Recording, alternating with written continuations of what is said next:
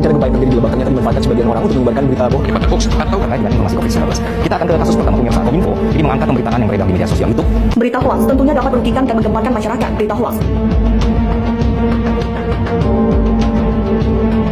seperti televisi dan radio masih menjadi pilihan masyarakat untuk mengonfirmasi berita-berita. Assalamualaikum warahmatullahi wabarakatuh. Perkenalkan, nama saya Debbie Landa. Di sini saya akan menjelaskan apa itu berita hoax. Berita hoax adalah berita yang tidak benar, menyesatkan atau palsu yang sengaja disebarkan untuk menciptakan lelucon atau propaganda politik.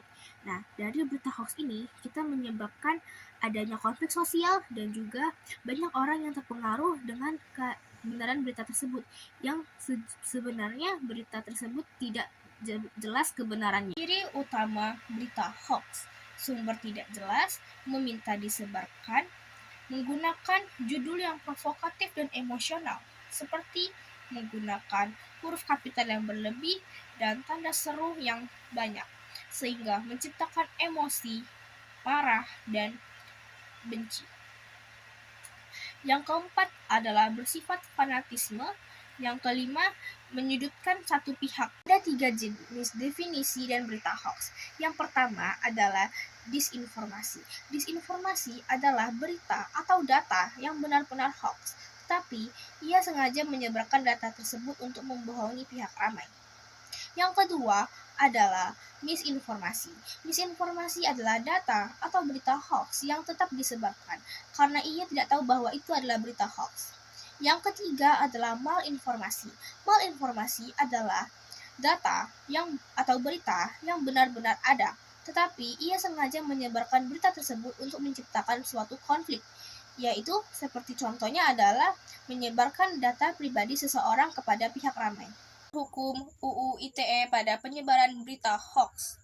Di Indonesia, penyebaran berita hoax atau berita bohong akan dikenakan sanksi berupa Undang-Undang Nomor 19 Tahun 2016, Undang-Undang Informasi Transaksi Elektronik, yaitu UU ITE.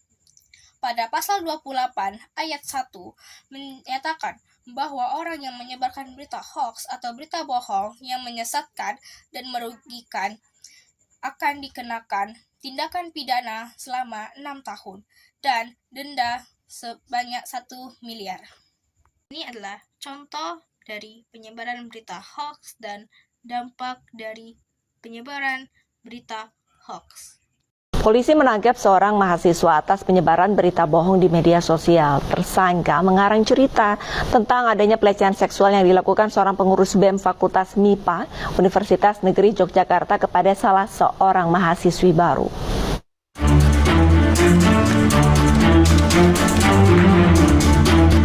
Mahasiswa berinisial RAN ini ditangkap tim reserse kriminal khusus Polda DIY akibat perbuatannya menyebarkan cerita bohong yang viral di media sosial.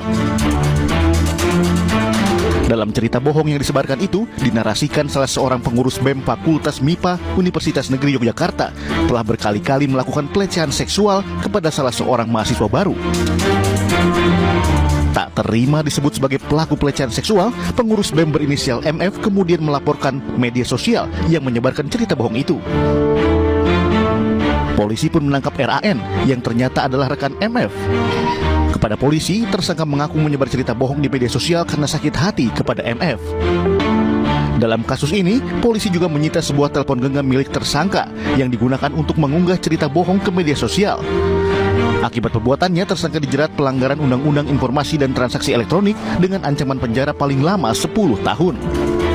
Dari Sleman, Yogyakarta, Heru Trijoko, iNews melaporkan. Itu saja dampak dari berita hoax, informasi dari berita hoax, dan penyebaran berita hoax. Saya, Debbie Yolanda dari kelas 9C, pamit undur diri. Wassalamualaikum warahmatullahi wabarakatuh.